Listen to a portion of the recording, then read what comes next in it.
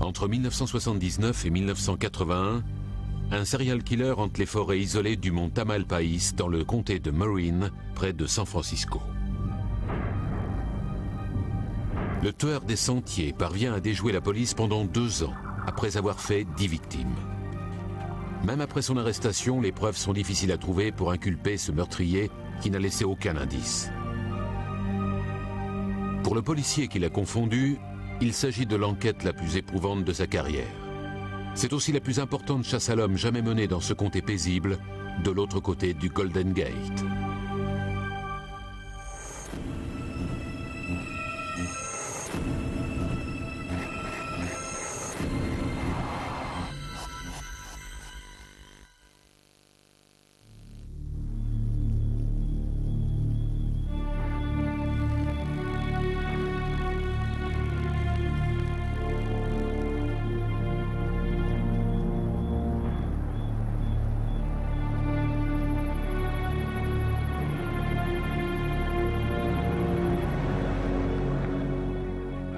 Je n'aurais jamais trouvé l'endroit tout seul. Je ne connaissais pas du tout ce coin, je n'y étais jamais allé et je n'avais pas de carte de la région. Alors j'ai préféré demander que le garde du parc me rejoigne sur le parking. C'est par ici. Quelqu'un d'autre est arrivé ? La situation était assez embarrassante. J'allais diriger l'enquête sur cet homicide et je ne connaissais même pas le terrain. Je me sentais un peu comme le petit nouveau, mais je tenais quand même à avoir l'air d'un pro. J'étais en costume cravate et en chaussures de cuir, et j'ai eu l'impression de marcher pendant des heures. Il faisait nuit noire. Je me suis dit, qui a bien pu venir se faire tuer ici? Et surtout, qui a pu venir commettre un meurtre ici? C'est une vraie jungle. Il fallait quitter le sentier et monter à travers les broussailles. Ouais, il y a des broussailles partout. Et soudain, on a vu ce corps de femme, si saisissant à cause de la lumière venant des torches et des lanternes des policiers. Alors, on avait juste un corps avec des chaussettes.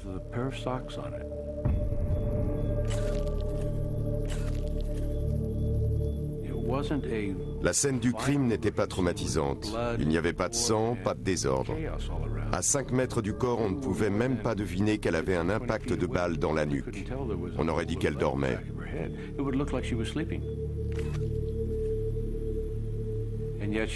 Pourtant, elle avait été violemment assassinée.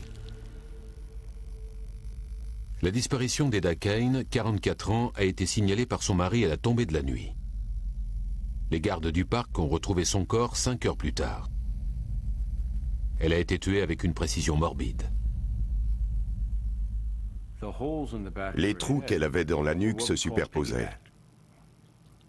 Il y avait un seul impact, mais 2 balles d'une arme de calibre 44. Un très gros calibre. On aurait dit que les 2 tirs avaient été enchaînés, boum boum. Les 2 impacts ne faisaient pratiquement qu'un. Il s'agit du premier homicide commis dans le mont Tamalpais.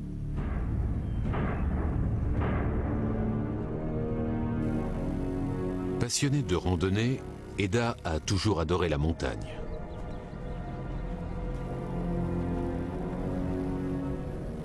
En ce dimanche d'août, elle marchait vers East Peak, le plus haut sommet du mont Tamalpais. Elle est morte avant d'y arriver. C'est la première victime du tueur des sentiers.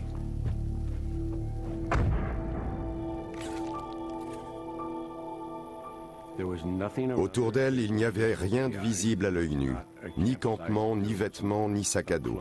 Rien. J'avais le sentiment que cette femme avait été transportée là et j'avais peur qu'elle ait été sexuellement agressée.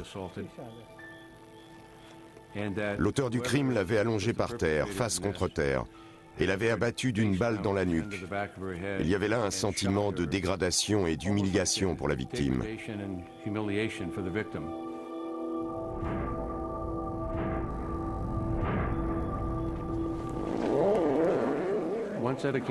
Une fois que le corps d'Eda avait été emporté, on n'avait plus rien à faire sur la scène du crime. Mais en partant, on éprouvait un lourd sentiment d'impuissance. On n'avait aucun indice. Une femme avait été retrouvée violemment assassinée et on n'avait aucun de ses habits, aucun de ses effets personnels, rien qui nous aurait permis d'établir un lien avec un suspect. On ressentait comme une impression de vide ce soir-là.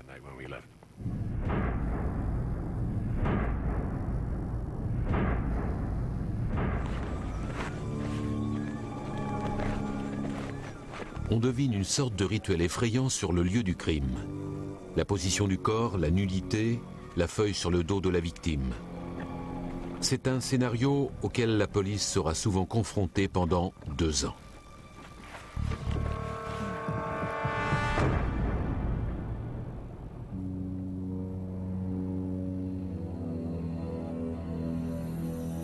L'homme, qu'on surnommera le tueur des sentiers, vit de l'autre côté du pont du Golden Gate, à 15 km de la zone sauvage du mont Tamalpais, dans la ville de San Francisco.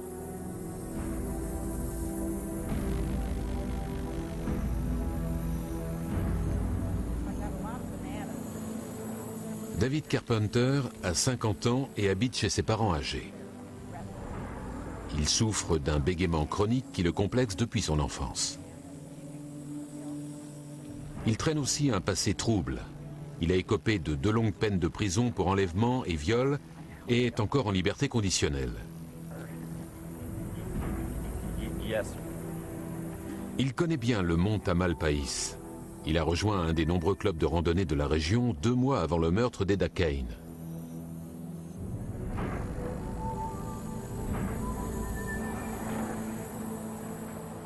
Du balcon de son bureau, Keaton aperçoit la montagne au loin. Mais 7 mois ont passé et l'enquête sur le meurtre d'Eda Kane n'a pas avancé. Aucun indice, aucun témoin, aucune piste. Merci de ton aide. Carpenter a ses petites habitudes. Chaque samedi, il emmène sa mère faire ses courses. Le 8 mars 1981 n'échappe pas à la règle. Il la dépose en lui disant qu'il va faire une randonnée au mont Tamalpais et qu'il sera de retour avant la nuit. Quelques heures plus tard, le tueur des sentiers tue sa 2e victime. Selon la police, Barbara Schwartz, 23 ans, venait souvent faire des randonnées ici, sur le mont Tamalpais. Elle serait morte environ 5 heures avant qu'on nous ait prévenus de la découverte du corps. Hier, une femme a vu Barbara se disputer avec un homme sur le sentier.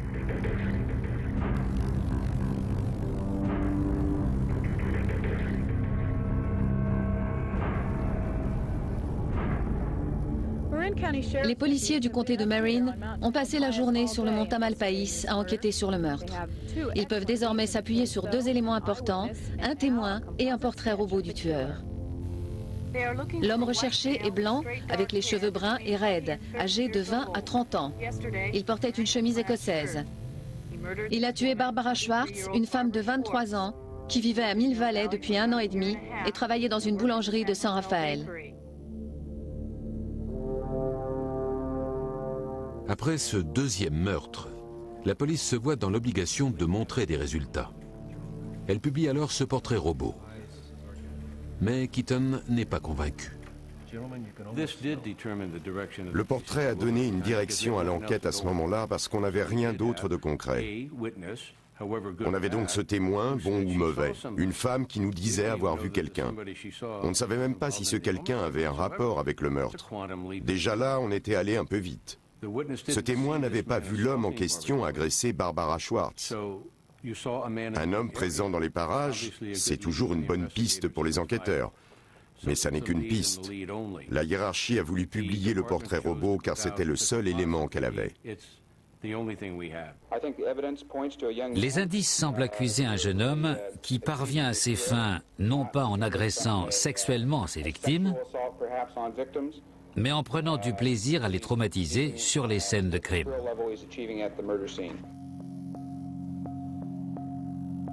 Le jeune homme en chemise écossaise n'a jamais été identifié, Mais son visage continuera de dominer l'enquête pendant encore 1 an. Il faudra 5 autres victimes avant que la police ne réalise qu'elle faisait fausse route.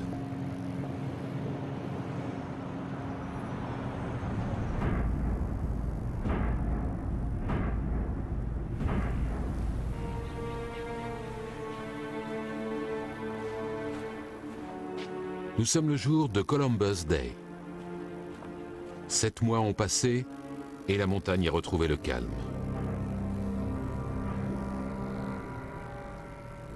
Jusqu'à aujourd'hui.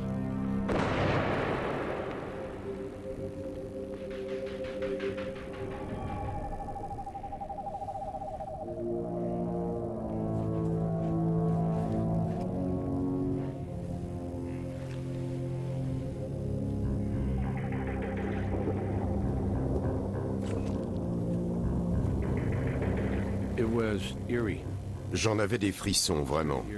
Ça me rappelait le meurtre d'Eda Kane. C'était reparti.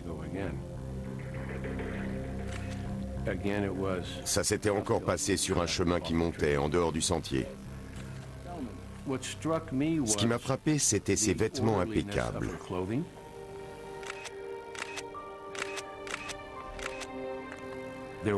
Et il n'y avait aucune trace de pied au sol. Pas de marque de talon, ni de signe de lutte. Elle a une boucle d'oreille à droite? Je vais vérifier. Oui, un petit anneau en or. Alors il nous en manque une. Sur la scène de crime, j'avais la chair de poule. On avait affaire à quelqu'un qui se croyait en mission. Combien de victimes allait-il tuer avant qu'on l'attrape? Ann Alderson est une étudiante de 26 ans, venue passer ce long week-end chez ses parents. Elle a reçu une balle sur le côté de la tête. Il lui manque une boucle d'oreille et elle a été violée. Je ne pourrai jamais le prouver, mais je crois savoir ce qui s'est passé sur cette scène de crime. Les indices indiquaient qu'Ann Alderson avait été violée alors qu'elle portait encore ses habits. Je pense qu'elle devait être assise sur les genoux du suspect. Et c'est dans cette position, peut-être même en même temps qu'il la violait, que le tueur a dû lui tirer une balle dans la tête. Leur visage se touchait presque.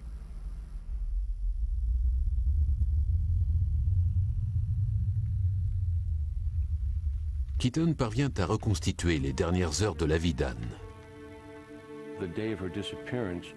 Le jour de sa disparition, elle était allée rendre visite à sa vieille grand-mère de l'autre côté de la baie. Sur le chemin du retour, elle décide de s'arrêter au mont Tamalpais pour se détendre et méditer.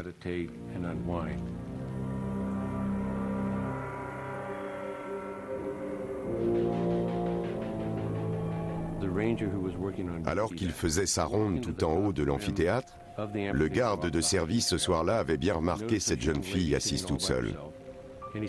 Mais elle était si concentrée dans sa méditation qu'il n'avait pas voulu la déranger ni l'interrompre.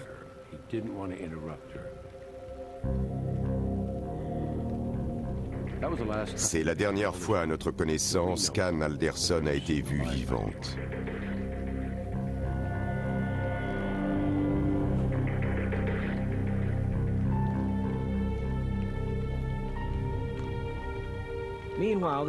Les Anderson ont passé la journée dans leur maison de Terra Linda. Les funérailles n'ont pas encore été organisées. Aucun mot ne peut exprimer leur chagrin. Reste la question lancinante du pourquoi. Hampton Pearson à Terra Linda pour News Center 4.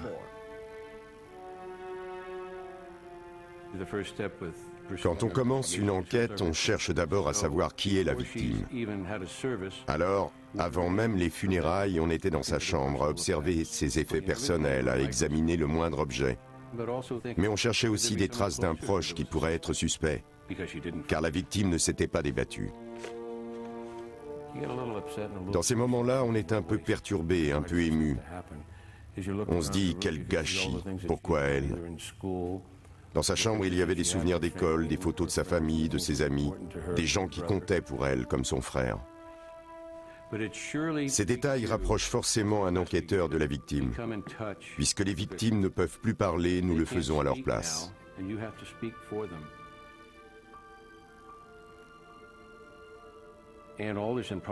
C'est sans doute avec Anne Alderson qu'on a tous commencé à devenir plus impliqués sur le plan affectif, car c'était la troisième victime. On essayait désespérément de résoudre cette affaire, mais il n'y avait aucun suspect à l'horizon. C'était très frustrant. Ils se sont rassemblés ce matin près de la caserne de pompiers du Mont Tamalpais. Chaque participant a reçu une carte des sentiers, un talkie-walkie et le portrait robot du suspect. Leur mission est simple, rappeler aux randonneurs qu'ils doivent rester en groupe. Le capitaine Holstein fait partie de la première patrouille. Notre but, c'est que les gens se sentent en sécurité quand ils viennent ici, dans la montagne, et que la montagne retrouve un peu de calme. La patrouille s'est déployée dans la montagne par petits groupes de 6. Tous ces hommes sont des bénévoles, des avocats, des pilotes, des gardes du parc. Tous heureux de pouvoir apporter leur contribution.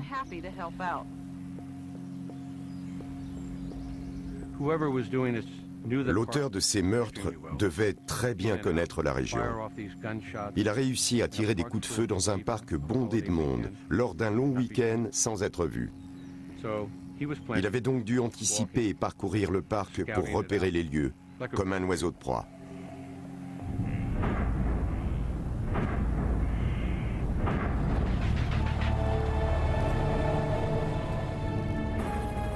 La police enregistre des centaines de témoignages de riverains, de randonneurs ou de gardes du parc. Mais rien n'en ressort. Et les équipes qui fouillent le parc ne trouvent aucun indice.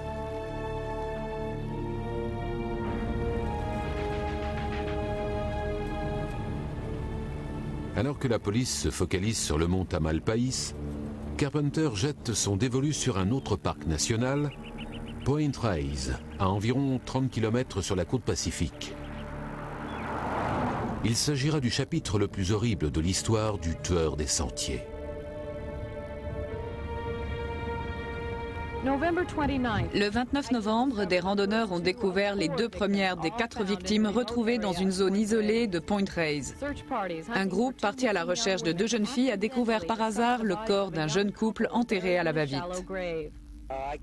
Je commençais les recherches comme on me l'avait demandé et au bout d'à peine 15 minutes, le long d'une corniche assez dégagée, j'ai remarqué un bout de chaussure qui dépassait des fougères. Je me suis rapproché et j'ai découvert 2 corps.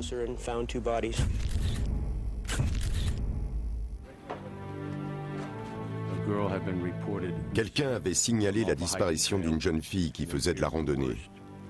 Tout le monde craignait le pire. Et alors qu'on se rendait sur place, on nous a informé qu'il y avait 2 corps. Et le pire, c'est qu'à notre arrivée au parc, il n'y avait non pas 2, mais 4 corps. 3 femmes et un homme, tous assassinés dans le même parc.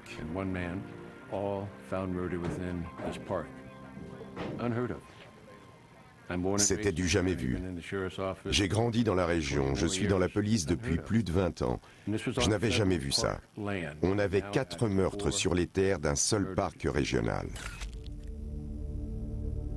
Les 2 jeunes femmes ont été assassinées le même jour. Toutes les 2 ont été tuées par balle. L'une d'elles a été violée et une feuille a été placée sur son dos. Le jeune couple a été retrouvé à peine 200 mètres plus loin. Leur mort remonte à 6 semaines et les corps sont en état de décomposition avancée. Élargissez le périmètre de 3 mètres. Ajoutez du ruban par ici. On ne savait pas si les meurtres étaient liés, s'il s'agissait d'un homicide-suicide pour le couple et d'une agression sexuelle pour les 2 filles. Soyez prudents. On n'avait aucune idée de ce qui s'était passé. Il faisait froid et il pleuvait. Il fallait qu'on transporte les corps dans un lieu où on pouvait les examiner pour savoir s'il y avait un dénominateur commun.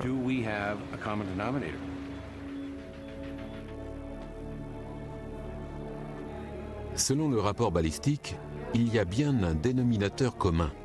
on sait qu'il s'agit du même tueur pour les 5 derniers meurtres. Les balles extraites des têtes des victimes, les 4 de Point Reyes et Ann Alderson au mont Tamalpais, avaient toutes été tirées de la même arme. Et cette même arme avait probablement été utilisée par une seule personne. On avait donc 2 différentes scènes de crime où les corps avaient été retrouvés. On avait une distance géographique entre les deux, mais aussi une distance temporelle de 6 semaines. Les 2 jeunes filles étaient portées disparues depuis 6 semaines. À partir de ce moment-là, l'enquête s'élargissait à une zone beaucoup plus vaste. Mais en même temps, elle se focalisait sur une seule arme, et sans doute sur un seul coupable.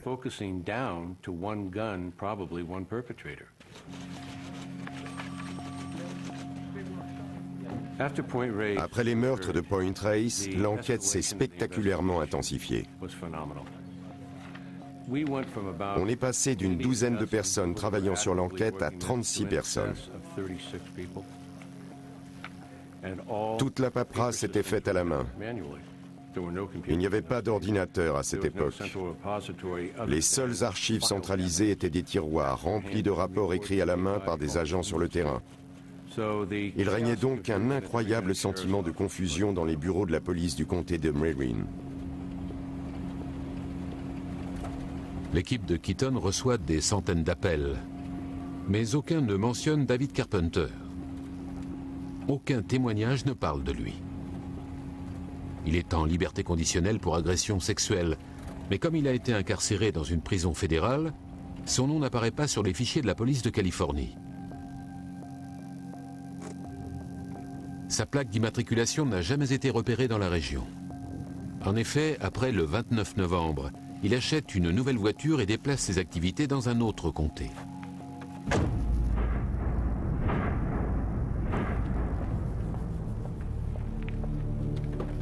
Mais en mars 1981, Keaton et son collègue Chuck Prendy détiennent leur première piste sérieuse. Le tueur a encore frappé à 150 km de là, à Santa Cruz. Le 29 mars, parc régional Henry Cole à Santa Cruz. Helen Marie Hanson, 20 ans, a été tuée par balle sur un sentier de randonnée. Son petit ami a survécu à l'agression. C'était Lucy Ablin pour Live on 4. C'est la balistique qui relie les meurtres. La même arme a encore servi, mais cette fois, il y a un survivant. Il est jeune, ce sera un bon témoin. Il a été touché où? La balle est entrée dans la nuque et s'est logée derrière le sternum. Il a perdu connaissance un moment. Le tueur a dû penser qu'il était mort et l'a laissé là.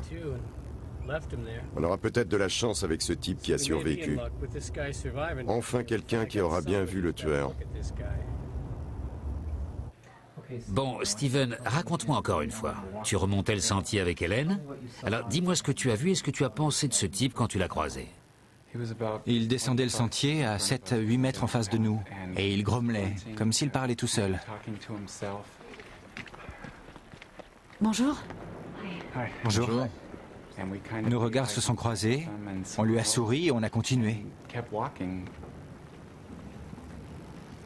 Bon, maintenant parle-moi de la deuxième fois où vous l'avez croisé. Qu'est-ce qui s'est passé? On était près des séquoias et on commençait à remonter. C'est là qu'on l'a vu. Il était en plein milieu du sentier et il nous a dit « Comment on se retrouve ?» Comment on se retrouve? Il a soulevé son blouson et j'ai vu la crosse d'un revolver. Il avait l'air sinistre. Je me suis dit qu'il allait nous voler, qu'il voulait notre argent. Je vous ferai pas de mal, je veux juste la violer. Il nous a dit « Je veux juste la violer » et nous a ordonné d'aller dans les buissons. Et qu'est-ce qui s'est passé après? On s'est mis à reculer vers les buissons avec les mains en l'air et il nous a dit de nous baisser parce qu'il ne voulait pas attirer l'attention. En reculant, Hélène disait « Il va pas nous tuer, il va pas nous tuer ». J'ai dit « Allez dans les bois ». Ensuite, j'ai entendu 3 coups de feu. Hélène est tombée par terre et je me suis précipité vers elle. Puis j'ai entendu 2 autres coups de feu.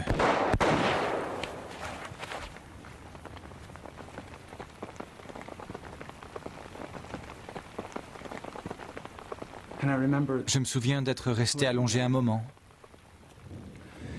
Et quand je suis revenu à moi, Hélène était à côté. J'ai tout de suite vu qu'elle avait reçu une balle dans la nuque. Hélène ? Il y avait du sang partout et j'ai compris qu'elle était morte. Hélène ? Le parc de Santa Cruz est plus petit et plus fréquenté que celui du mont Tamalpais. Carpenter est repéré par des témoins alors qu'il s'enfuit en voiture. Pour la première fois, il laisse une trace. Dis-moi exactement à quoi il ressemblait. Donne-moi tous les détails dont tu te souviens. Il était grand, dans les 1,80 m. Stephen Hurtle était sans doute le témoin le plus précis que j'ai rencontré dans toute ma carrière. Il décrivait cet homme avec tant de détails, c'était comme s'il visionnait un film dans son cerveau, avec des images qu'il avait vues et qu'il avait enregistrées à jamais. Il devait avoir la cinquantaine. Il avait des lunettes et un blouson bleu, une sorte de coupe-vent. La description précise de Stephen Hurtle d'un homme dégarni dans les 50 ans semble bien loin de l'homme en chemise écossaise. Comme Keaton le craignait, la police a poursuivi un mauvais suspect pendant plus d'1 an. Au début, j'étais vraiment furieux. Ça m'enrageait de penser qu'on avait perdu tant de temps sur un mauvais portrait robot. On avait perdu du temps et de l'énergie, mais on ne pouvait pas se permettre de ruminer tout ça, d'être satisfait ou en colère, ou de jeter des pierres. Il fallait aller de l'avant, se demander qui était ce type et réfléchir à la façon dont on allait l'arrêter avant qu'il fasse d'autres victimes.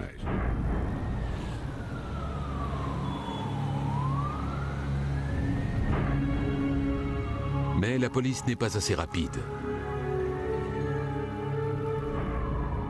On est le 2 mai 1981, un mois après le meurtre d'Helen Hansen.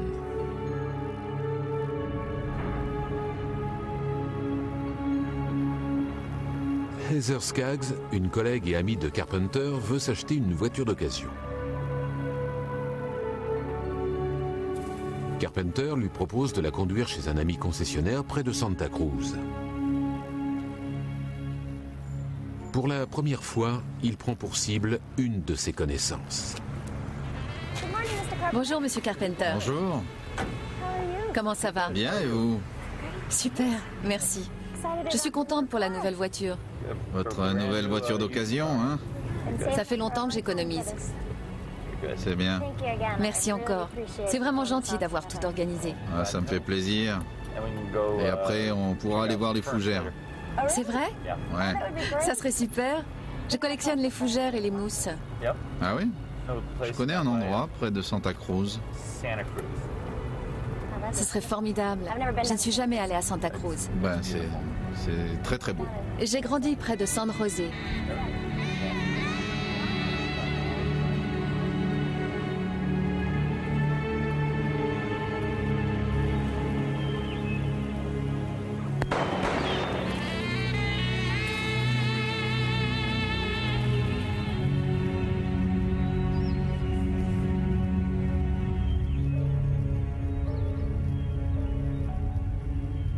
Le corps d'Heather sera retrouvé 3 semaines plus tard. Elle est nue, a été tuée par balle et il lui manque une boucle d'oreille. Le jour où elle est morte, Carpenter rentre juste à temps à San Francisco pour aller voir un spectacle de danse. Il vient juste de renouveler son abonnement.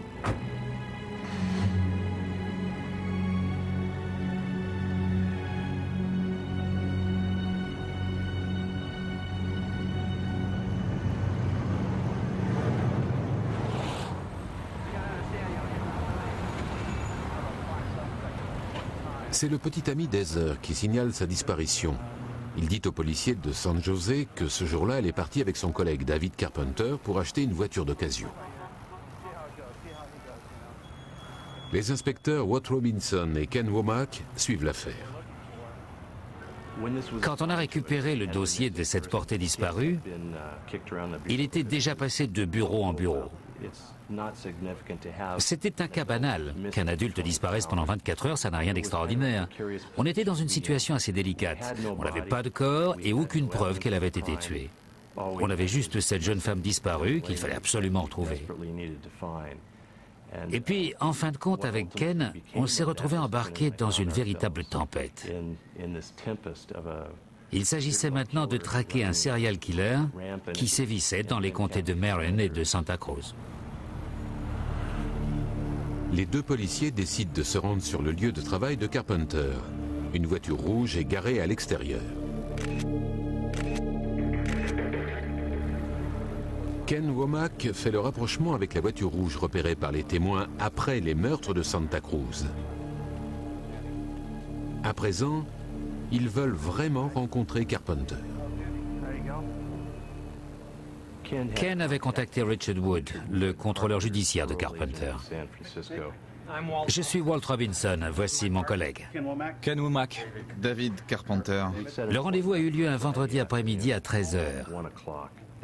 Merci de prendre le temps de nous rencontrer. Nous enquêtons sur une personne portée disparue. Vous connaissez Heather Skaggs? Oui. On voulait rencontrer David, mais pas dans ces conditions. Étant en liberté conditionnelle, il savait que si la police venait sur son lieu de travail, ça n'augurait rien de bon. Quand l'avez-vous vu pour la dernière fois? Vendredi après-midi, en rentrant chez moi après le travail. On savait tous que Carpenter avait donné rendez-vous à Heather, mais on voulait entendre sa version. Oui, c'est vrai que vous deviez l'aider à trouver une voiture? Oui, samedi matin.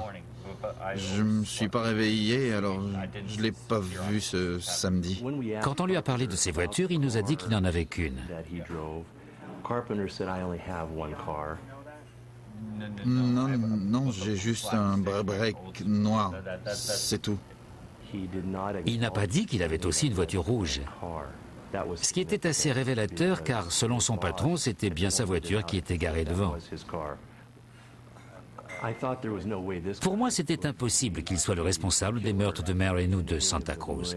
Tout simplement parce que notre témoin de Santa Cruz nous avait bien dit que le tueur d'Helen Hansen s'était mis en travers de leur chemin et leur avait parlé d'une voix basse, calme et décidée, sans aucun défaut de prononciation.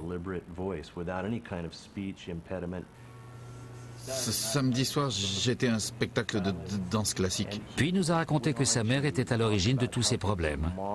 Il a dit « Elle m'a fait prendre des cours de danse classique et j'avais horreur de ça. » C'est vrai, oui, j'en ai fait pendant 1 an quand j'avais 9 ans. Moi aussi. C'est votre mère qui vous a forcé? Oui, toute une année. Tu savais pas ça, Ken, hein? J'ai regretté avoir dit ça devant mon collègue parce que ça m'a poursuivi longtemps.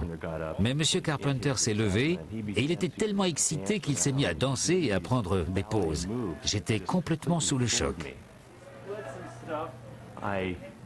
J'avais ouvert une porte sans avoir la moindre idée que David Carpenter s'y précipiterait. Mais quand il a fallu danser Roméo et Juliette devant les parents... Le plus impressionnant, c'est que David Carpenter avait arrêté de bégayer dès qu'on avait commencé à parler de danse classique. Je me suis dit qu'il devait avoir la même maîtrise quand il tenait une arme que maintenant quand il parlait de danse classique ou d'un autre sujet qu'il connaissait bien. Vous pensez que je suis le suspect numéro 1 dans votre enquête pour meurtre, non? Nous enquêtons sur une personne portée disparue, pas sur un homicide. Je sais que je suis le suspect numéro 1. Mais si ce n'est pas le cas, je devrais l'être. David, vous savez qui est le tueur des sentiers? Vous êtes en train de nous dire que vous êtes le tueur des sentiers. Un type normal ne balancerait pas ce genre d'informations à des policiers en leur disant « Essayez de m'attraper si vous en êtes capable ». Pourtant, c'est l'impression que j'avais avec ce personnage. Et plus on discutait avec lui, plus je me sentais mal. Je me disais qu'en nous quittant, il allait se rendre dans une forêt à Santa Cruz ou dans le comté de Marin et tuer d'autres innocents. Merci pour votre temps. J'espère qu'Heather ne s'est pas fait tuer ou violer. On l'espère aussi. Après le départ de Carpenter, on avait un profond sentiment d'urgence. Avec Ken, on était paniqués. On venait de voir un serial killer s'éloigner les mains libres. Au revoir. Merci. Womack et Robinson avaient fait ce qu'il fallait faire. Aucun bon enquêteur à leur place ne se serait précipité prématurément pour l'arrêter sans avoir tous les faits, toutes les informations. Ils voulaient éviter de mettre en péril les enquêtes pour homicide des comtés de Santa Cruz et de Marin. Ils ont fait ce qu'il fallait faire.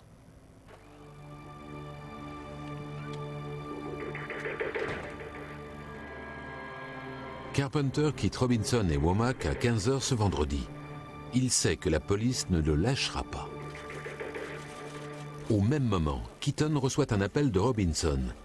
Il commence à préparer la surveillance et l'arrestation. Mais Carpenter profite de ces quelques heures pour se débarrasser des preuves. Il a toujours une longueur d'avance. À 21h ce soir-là, Keaton et Prendy sont postés devant la maison de Carpenter. La nuit va être longue. Il faudra 24 heures pour mettre sur pied une équipe complète de surveillance. C'est la maison de son père et de sa mère? Oui, il vit chez ses parents. On est resté là jusqu'au petit matin, en sachant qu'on devait reprendre le travail quelques heures plus tard. C'était quoi ces crimes sexuels? Attends, je sors son dossier. Alors, il y a 10 ans, il a fait de la prison pour coups et blessures. À Saint-Quentin? Pour la première fois, ils lisent le dossier de Carpenter. Il a été inculpé pour kidnapping, viol et tentative de meurtre et a passé presque 20 ans de sa vie en prison. Une inculpation pour coups et blessures avec un marteau. Sympa ce type. Ça ressemble bien à notre homme.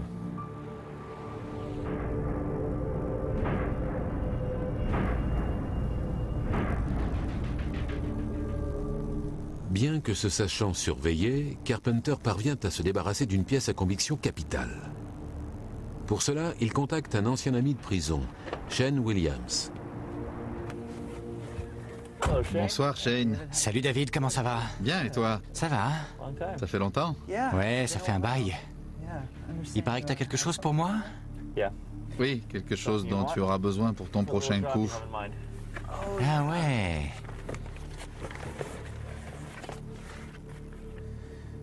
Parfait. T'as des munitions? Au fond du sac. Super. Bonne chance. Merci, c'est vraiment sympa. Je t'en prie. Fais attention à toi. Merci. Carpenter a rendu service à son ami. Mais ce dernier est loin de se douter qu'il est en possession d'une arme qui a tué 7 personnes. Le timing était serré. On ne voulait pas que ça déborde sur un week-end ou un jour férié et qu'il disparaisse. On savait au fond de nous que Carpenter était le suspect. C'est lui qui était responsable des meurtres. On avait les mandats en notre possession. Et les procureurs des comtés de Santa Cruz et de Marin nous avaient donné le feu vert pour rendre visite à M. Carpenter. Ils ont dit 7h15, il est ponctuel. Stoney Brook de Santa Cruz et moi-même avons approché M. Carpenter chez lui, sous les yeux d'autres policiers pour des raisons de sécurité. À ce moment-là, on ne savait pas où était l'arme. Qui êtes-vous? Stoney Brook, police de Santa Cruz. J'aimerais vous poser quelques questions. Stoney a commencé à parler à M. Carpenter. En observant la gestuelle de cet homme, on voyait qu'il se crispait, presque comme un chat qui fait le dos rond devant un chien. J'ai pas le temps, je dois aller travailler. J'aimerais vous poser quelques questions sur la disparition d'Heather Skaggs. Vous savez quelque chose? C'est un crime capital. À ce moment-là, Stoney Brook a sorti de son manteau un mandat d'arrêt pour meurtre. Levez les bras et écartez les pieds. Monsieur Carpenter, vous avez le droit de garder le silence. Tout ce que vous direz pourrait être retenu contre vous. Je l'ai plaqué contre le mur pour le fouiller. L'État peut vous octroyer un avocat. Ne faites pas de mal, je suis un prisonnier modèle. J'étais révolté. Ce type a un mandat d'arrêt pour meurtre contre lui. La police vient l'arrêter. Et comme il ne peut y échapper, il vient nous supplier en nous disant qu'il a toujours été un prisonnier modèle. Dans ma tête, j'avais des flashs des scènes de crime. Je voyais les personnes qu'il avait tuées. Comment osait-il dire « ne me faites pas de mal » après ce qu'il leur avait fait?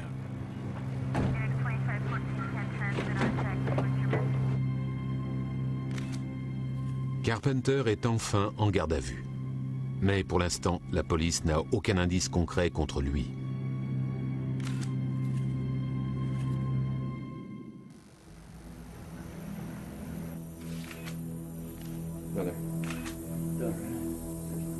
Une carte du Mont Tamalpais. Les enquêteurs attendent beaucoup de la perquisition, mais tous les indices qu'il aurait pu rapporter ont disparu. C'est bien cette zone. Ils ne trouvent rien qui justifierait une inculpation pour meurtre. Après son arrestation à San Francisco, Carpenter a été conduit à la prison du comté de Santa Cruz. Pour des raisons de sécurité, il ne sera pas transféré à l'ancien centre de détention. Nous voulons analyser les indices pour voir où ils nous mènent. Pour l'instant, nous n'avons encore inculpé personne et nous ne le ferons pas tant que l'enquête n'est pas terminée.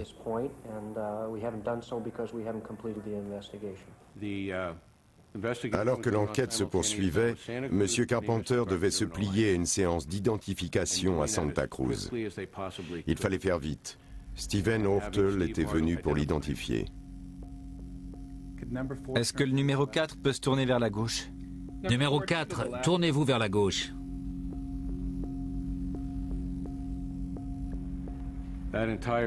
Pendant toute cette journée où Carpenter a été transporté à Santa Cruz pour la séance d'identification, on était tous sur les nerfs. Comme un père qui attend la naissance de son bébé. Tout le monde était collé au téléphone, des secrétaires aux réceptionnistes en passant par les gardiens. Le numéro 5, sans ses lunettes. Si Ortel avait un peu hésité, ou s'il n'avait pas été complètement sûr de lui pour une raison quelconque, ça aurait été catastrophique pour nous. Le numéro 3 avec ses lunettes. Numéro 3, avec les lunettes.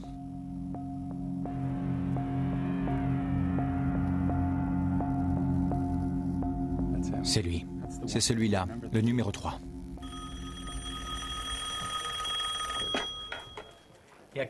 Keaton à l'appareil. Merci. Identification formelle. Ouais! Même si on était très soulagé après l'identification de M. Ortel, il suffisait qu'un avocat de la défense fasse douter un seul des jurés. S'il y a un doute, il ne peut pas y avoir d'inculpation. Notre priorité à ce moment-là était donc de trouver l'arme. Où était l'arme?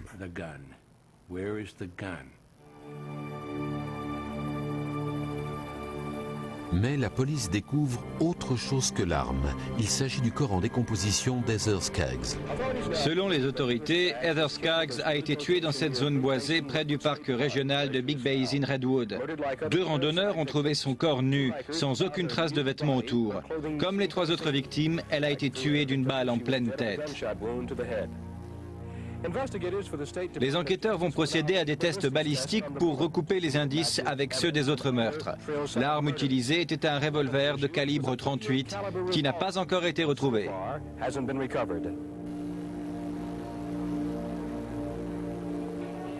Les tests balistiques prouvent qu'il s'agit bien de la même arme.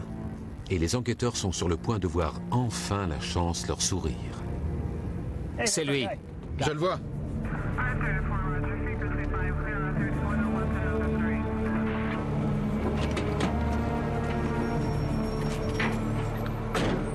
Shane, mets-toi contre le mur, maintenant.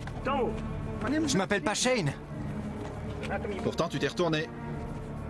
Shane Williams est recherché pour avoir cambriolé une banque alors qu'il était en liberté conditionnelle. On se calme. Un piètre cambrioleur. Il a oublié la carte d'étudiante de sa petite amie et leur note d'hôtel sur le comptoir de la banque après le hold-up. C'est bien marqué Shane sur tes papiers. Tu viens avec nous.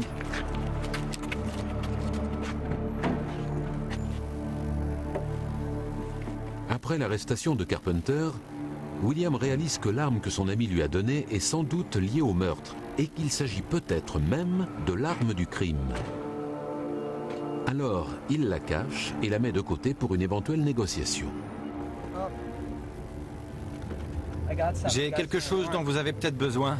Si ça vous intéresse, dites-le moi, je suis là. Hein. Je suis prêt à parler. Il indique sa cachette au policier en échange d'un traitement clément pour les charges qui pèsent contre lui. Shane Williams avait dit à l'inspecteur que Carpenter lui avait donné une arme. Il l'avait enroulée dans du papier journal et cachée sous une plaque de bitume. Et en effet, l'arme était bien là, à l'endroit indiqué, enroulée dans du papier journal.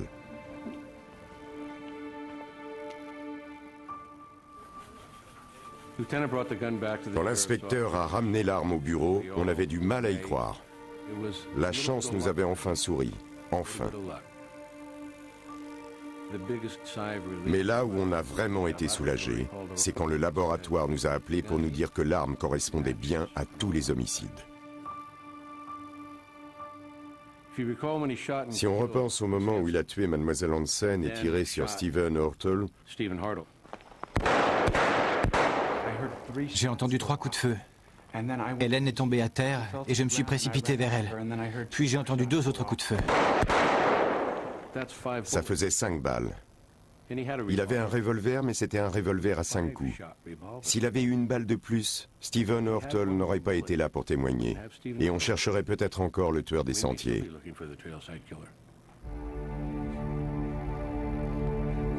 Carpenter est jugé 2 fois. D'abord pour les meurtres de Santa Cruz, puis pour les crimes du comté de Marin.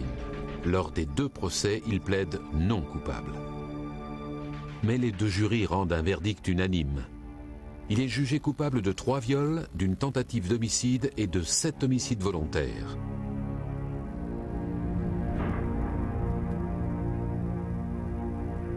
Le 19 juillet 1988, il est condamné à mort.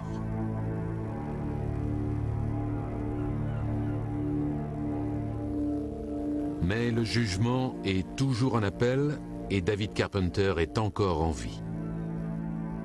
C'est maintenant le plus vieux prisonnier en attente de la peine capitale à la prison de San Quentin, à quelques kilomètres du mont Tamalpais. Aujourd'hui encore, il clame son innocence. Il est le seul à pouvoir répondre de ces dénégations. Les preuves sont accablantes. S'il avait eu la moindre décence, il aurait pu venir nous parler, nous expliquer ce qui s'était passé avec ses victimes, ou peut-être avec d'autres.